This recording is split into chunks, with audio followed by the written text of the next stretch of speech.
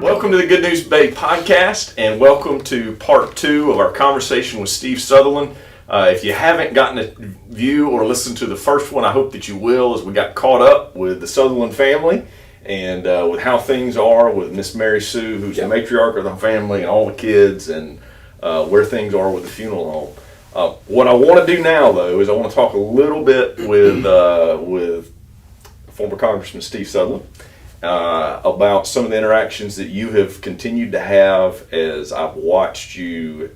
There's a lot that I hadn't seen, but I know that you've continued to be involved with the rebuild in a variety of different ways, and you have a perspective that's very unique in that you see it from both a state and a federal level that most of the rest of us don't get to see it from.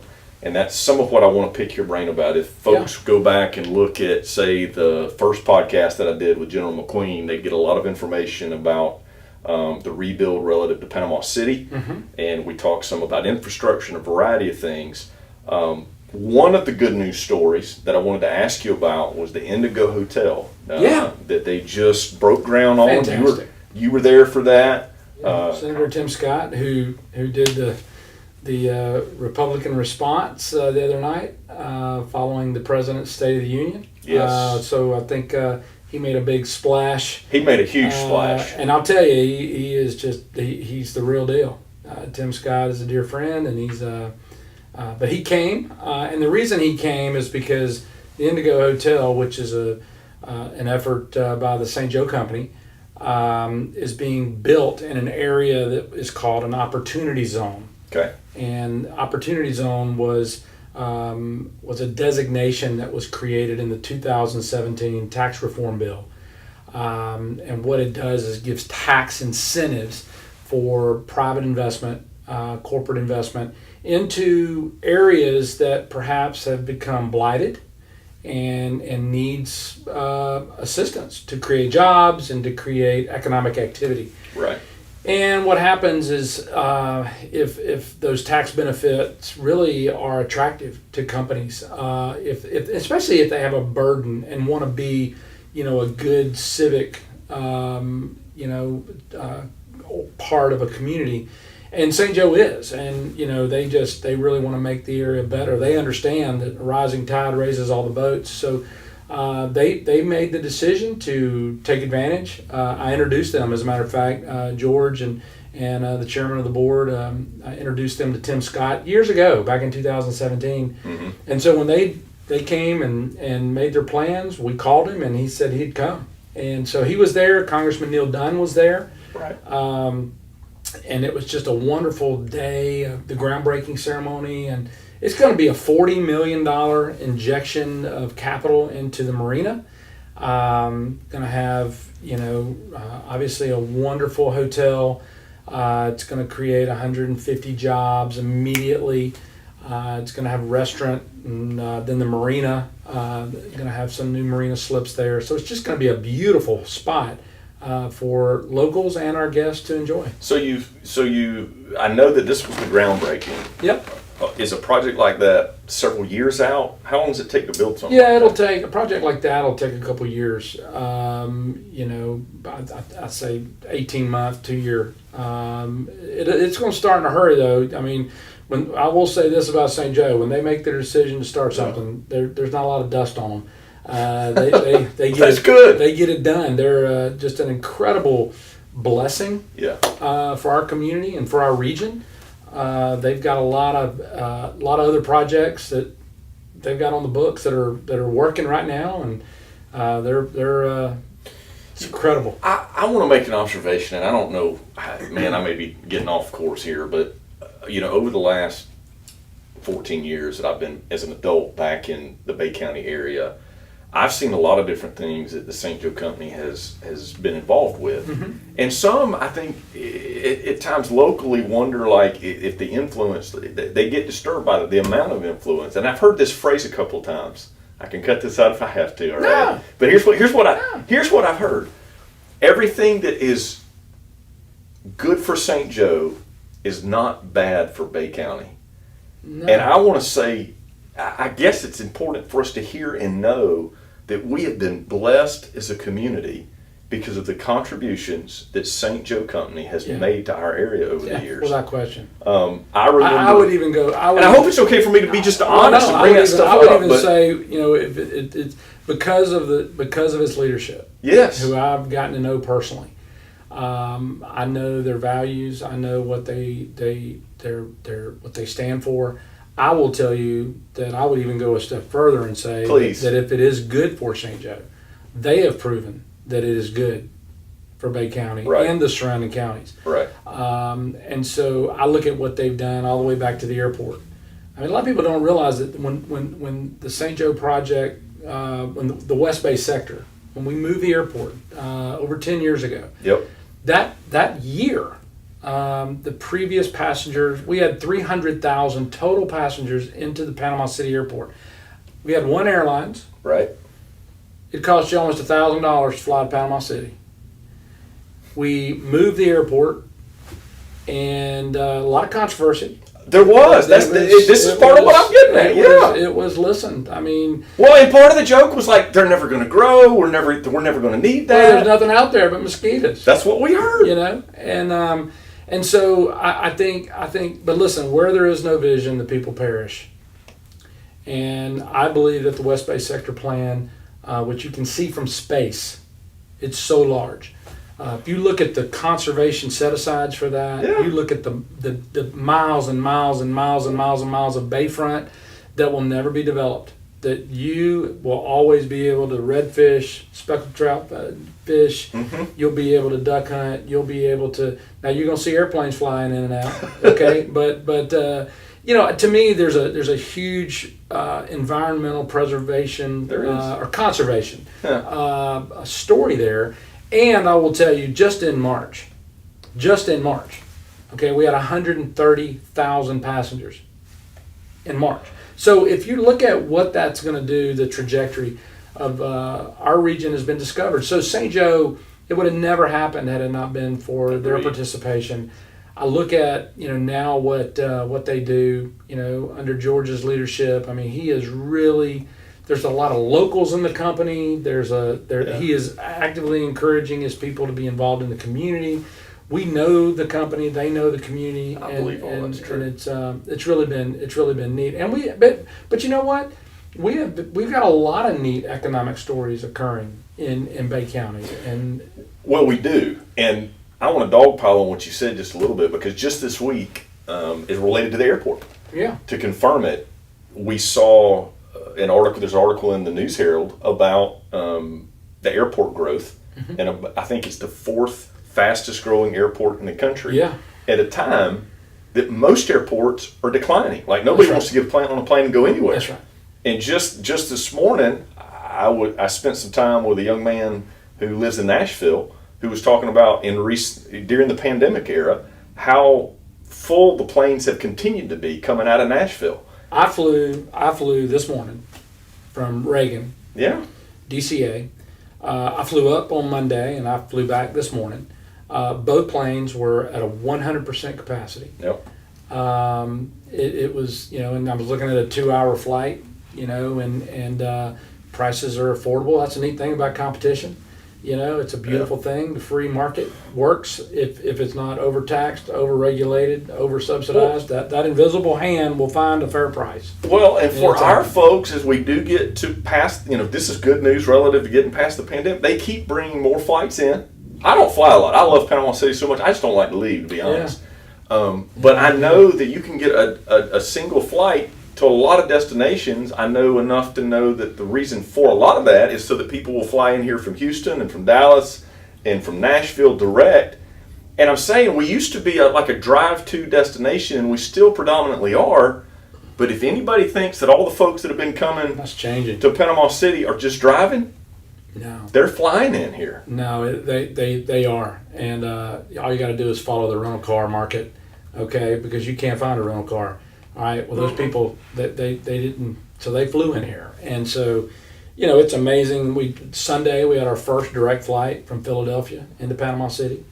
So direct flights up in the eastern seaboard. You're talking about Baltimore and DCA into Washington, and so we've been discovered. And why shouldn't we be? This is the greatest place on planet Earth. I mean, I know. We live in a place, Steve, that people work their whole life to retire to. Yeah. And so you come down here, get familiar with the rhythm. Yeah. And I love the image. I told somebody this week because they were talking about how much gas costs right now. Yeah. And I was like, look, the good news for us is if we're trying to put a positive spin on that, at least we don't have far to drive to get to paradise when you live where you vacation. That's right. That's right. So let me, I know that some of our audience is a group that when they look at all this growth, their thoughts are, well, that's going to mean lots of traffic. And we are set for a record summer. Yeah, absolutely. Just like we've had a record spring at a time when a lot of others are in a slump. Help me make a pitch for people that live in Panama City and the Bay County area, that the people that are moving here, I know that I'm not 100% on what I'm asking, which is probably not good for an interviewer to do, but I know that we have a significant burden in terms of the rebuild and some of the cost we've incurred as a community. There's an infrastructure question relative to redoing some infrastructure down in the Panama City area, but just in general, we see roads going up around us. We need that infrastructure. Do the people that are moving here, that are bringing businesses here, do they help bring something here financially and carry that burden? And do the people that are vacationing help bring something for that burden? Absolutely. I mean, if you look at the tax revenue, it's only better for locals when people come and they vote with their dollar. And we have seen, first of all, Florida is a great environment for business. I will just say that right out of the gate because we don't have a personal income tax, so you're not penalized more for your hard work and your success. And so it's a good business environment as it relates to regulation. And so, I think the administration, the current administration, and the previous administration, and the governor's mention have done a really good job of making sure that people have to have good paying jobs. Right. And Bay County understands that because if you look at the economic development we've had recently and the things that are happening, we're going to be able to change what we did for years. And what we did for years was literally export our greatest talent, and that was all of our kids because they couldn't find a job here. Right. We're changing that trend. Now you can be born here, raised here, go to school here, get a degree here, at Gulf Coast and at Florida State. You can go to, vocational school. And then you have gainful employment here, and so the opportunities of keeping our kids here, keeping our children here, have never been better. They're also, when I moved back to town in 2007, and during that time, I looked at the demographics before I moved, and I knew even moving home, it wasn't a place that was particularly growing. There weren't a lot of young families. It was hard to get reasonably priced housing. Right. And while house prices are through the roof and demand is really low because everybody's moving here, a lot of the homes that are being built don't cost as much, or at least have smaller square footages than the previous. And so all of those are an upside. Yeah, that's an upside. But to your point on transportation, that's our fear is that Panama City, Bay County, and the surrounding areas are growing faster than we can keep up with the transportation needs. I mean, we desperately need to widen Back Beach Road. I mean, everybody knows that out there, and I know Panama City Beach and Bay County is working feverishly, both in Tallahassee and in Washington, D.C., pushing for funding for projects like that. You've got to expand your water infrastructure, your sewer infrastructure.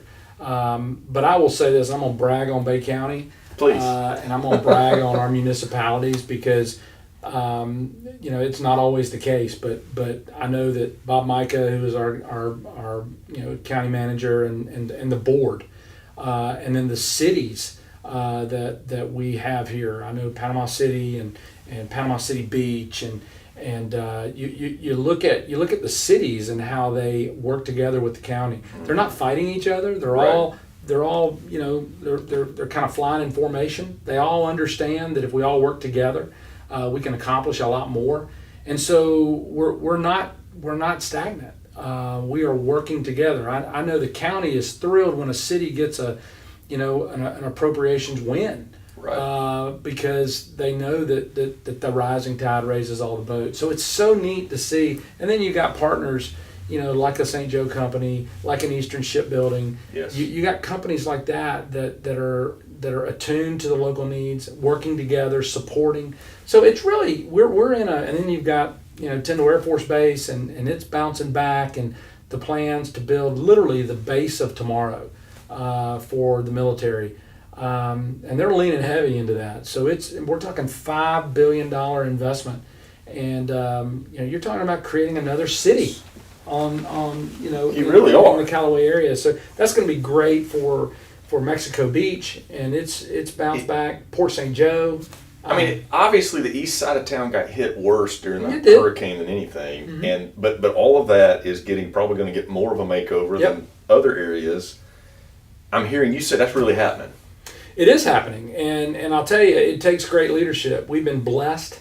We've been blessed by our elected officials. Yeah. They are very attuned to and that's the world that I played in. And I'll tell you, you've got Jay Trumbull, and you've got George Gaynor, and you've got Jimmy Petronas, and Jimmy does a great job as our CFO. And a lot of people don't realize that Jay was appropriations chair this year. That's a big deal in Tallahassee to be the appropriations chair. And so he and George work very well together. George Gaynor. What does the appropriations chair do? Well, they determine where the money goes. And that's a big deal. That's a big deal. For the 14th largest economy in the world, that's a big deal. And that's what Florida is. We are the gateway to Central and South America. Florida is a economic powerhouse, and I believe that Northwest Florida is the nugget that is just now being discovered. And so, we are in a really great spot. I know, and I'd be remiss if I didn't mention Neil Dunn. I spent a lot of time with Congressman Neil Dunn. He and Leah have served us well. He was at the groundbreaking for the Indigo Hotel. His team are fantastic. They're looking out for the needs here. Our senators, Senator Rubio and Senator Scott, they love this area. We are very important in statewide politics because it's a critical spot up here.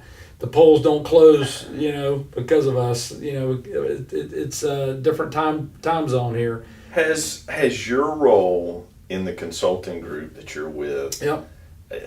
You are able, I think, to represent some local interest at a national level. That's right.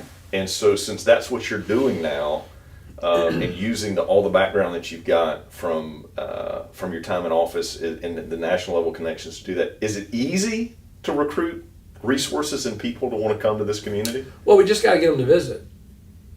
I think if you ask Senator Tim Scott if he's going to come back to the Emerald Coast, he's already trying to figure out his next visit. I sat beside a young lady today on the plane flying down, and look, man, I'm an ambassador for this area. I'm going to talk to you about Bay County. I'm going to tell you why you need to move your business here, your family here, because it's good for all involved. It's a win-win for the people that move here. It's a win-win for the people that are here.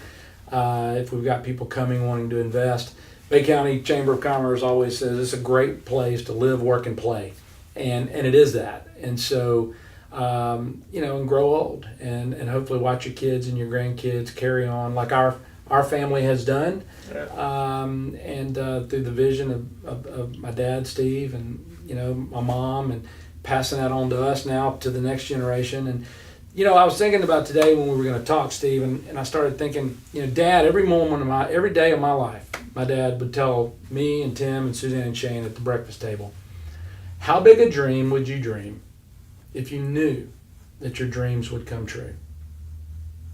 We heard that every day of our lives. How big of dreams would you dream if you knew that your dreams would come true? Dad has gone on. He dreamed of a big heaven, and he's there, and with a big God. But if you were to go out to the Lynn Haven Cemetery and you were to see his headstone, you would see that statement etched in that granite. I believe that there's no better place on planet Earth to dream big dreams than Bay County, Florida.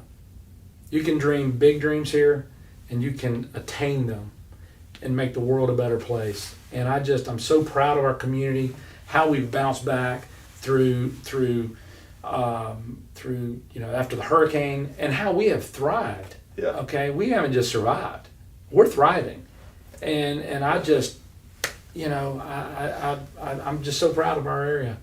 I sat through a presentation at the First Friday event for the Chamber of Commerce this past week, and they told a beautiful good news story of what's happening over here where the old airport was. Yeah. Where Sweet Bay now That's is. where I grew up. And you know that. And I did too. I could throw a rock at the old that's airport. right. And so that's happening. All the stuff they told us about it, it's going to be amazing. Yeah, it's awesome. But then they had Dan Rowe give a presentation, and he told the story of what we've been through as a community. And we'll probably link that somewhere here so people can see it. But it went all the way back to the oil spill. We didn't really ever get a drop of oil, right? But we did have a downturn in the economy as a result. And then we had a tumultuous time where things were in question relative to the spring break issue, right? When things got really heated. I don't know that there's ever been a local community that didn't have a local recession when they made the decision we made as a community. And yet we didn't. And I'll tell you, it's even worse than that for parts of this. I mean, the St. Joe Mill was dismembered and done away with. Just before that, we had a net ban. I think the people of Florida made a bad decision. We got snookered, and we had a net ban. And I'm going to tell you, a lot of people that cast nets, okay, it was that money they made, put braces on children and sent kids to college, okay? And then, so you have things like that occur, and then you have bad science. And I can tell you, because this was a committee I lived on, I was on fisheries, on natural resources. Yes, sir. And you had bad science looking out for special interest and literally do away with the red snapper season for the recreational fishermen. Right. Did away with it. They did. A year or two, okay? Totally done away with it on the East Coast, all right? So when you're a drive-to destination, you need heads and beds, you need people in restaurant. So the things that you mentioned, when you start backing all that in, and yet in spite of all of that, we are thriving. Well, yeah, it's amazing. You have on top of it the hurricane, the pandemic, and then what he shared is that we're in a time when most states are hurting. Yeah. And even in our own state, I think we're like, as a state, we're 30-something% below normal, and Bay County is 1% above. Yeah. We continue to thrive. Yeah, and we're blessed. We are blessed, and I just think I was on a boat last Saturday, and with my brother and my sister, and we watched the sunset on St. Andrews Bay, and I mean, it just doesn't get any better than our sunsets, and then to hear those jets fly over, the sound of freedom, and take pride in the military presence we have, and this is a magical place, and I understand why my daddy loved it so much, and he passed that on to us. Yeah, I was gonna say you do, and so do I. Yeah. We do. Yeah. I think as we kind of draw it to a close, you and I, we could talk a long time about, because there's really so many other things we didn't even get to touch on. Yeah. But the truth of the matter is that not only do we live in a grand place, and it's obvious that we have challenges right now in a lot of different ways as a nation, but we don't need to lose sight of the fact that we are a blessed people. We're a blessed community, a blessed part of a blessed state. And it's hopefully through programs like this we can expose some folks to the good news, the truth, the conversations that they're missing otherwise, because the glass is a lot fuller than we think it is. It is, Steve, and I want to say to you, thank you for doing this. Good News Bay. I just think that there's so much good news that is not being told. Look, you're having to compete with a lot of things that shouldn't be. I mean, really shouldn't be. And so I would like to say that there is more good things happening than bad. And sometimes we think just the opposite. Yeah. And so I just, bad news sells papers, and bad news sells cable news, and bad news, and so my point is, if you're not careful, it becomes corrosive. Yeah. But this is an incredible place. And if you lived in Bay County, as long as I have, and you've seen us overcome those things like Dan talked about, Yep. and you've been here, and you've seen tragedy, but you've seen recovery, and you've seen that God is in the fire, God is in the hurricane, God is in the pain and the suffering. He never left you, never forsook you, and you realize you're stronger. Daddy used to always say, "What doesn't kill you makes you stronger." Yep. And you look back then, and then you're like, man, I understand the wisdom of and what I learned, and so no, I want to thank you for using this medium as an opportunity to say some good things, and to I watched your interview with General McQueen, and General McQueen and the city and Greg and the team down there. They're doing a great job through a tough time. But here's a man that served his country, and now he's serving his community on a local level. So thank you for doing that. Thank you for bringing attention to good news, and some diverse stories that people may not know about. And, Yep. and I'm looking forward to watching more, and wishing you the best. The Sutherlands are rooting for you, and thank you for what you're doing. While we're changing the conversation, one conversation at a time, making Bay brighter. Give me the line that your daddy told you every morning. If you could dream. How big a dream would you dream if you knew that your dream would come true? How big a dream would you dream if you knew that your dream would come true? It wouldn't be a little dream. No, it's going to be big dreams. And people want to be a part of something big.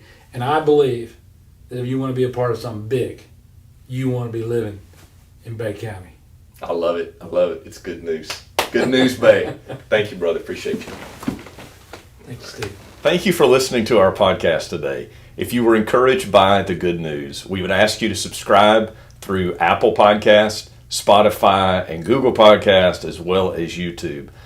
If you will subscribe, all new content will come your way. You'll get notified of it, and it'll help us to brighten Bay County. Thanks, guys.